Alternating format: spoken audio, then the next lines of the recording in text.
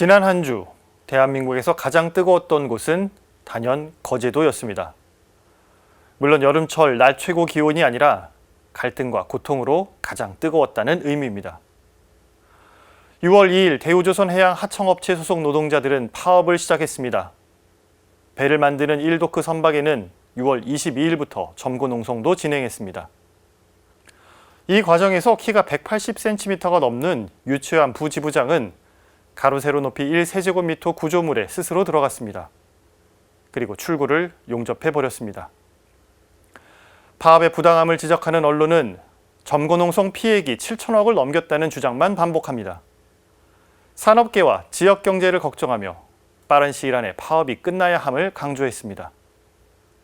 반면 이들이 무엇을 요구하는지 관심을 가져야 한다는 목소리도 있습니다. 지난 2016년 무렵 조선업이 불황일 때 하청 노동자 임금이 30%가량 줄었고 2021년을 기점으로 신규 수주가 증가했으니 인상은 못하더라도 과거 수준으로 정상화해야 한다는 내용이었습니다. 이런 상황에서 윤석열 대통령은 기다릴 만큼 기다렸다며 공권력 투입을 언급했습니다.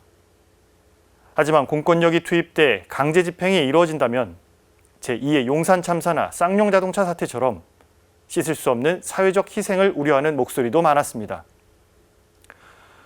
노동자와 하청업체 간의 갈등으로만 몰아갈 것이 아니라 대우조선 본사와 대주주인 산업은행 그리고 정부가 대화에 더 적극적으로 나서야 한다는 주문도 이어졌습니다.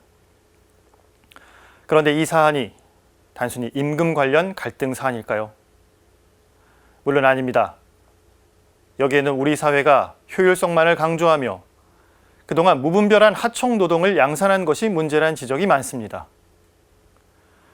미국의 경제학자 데이비드 와일은 2014년 균혈 일터, 당신을 위한 회사는 없다라는 책에서 현대사의 풍경을 균혈 일터라고 정의합니다.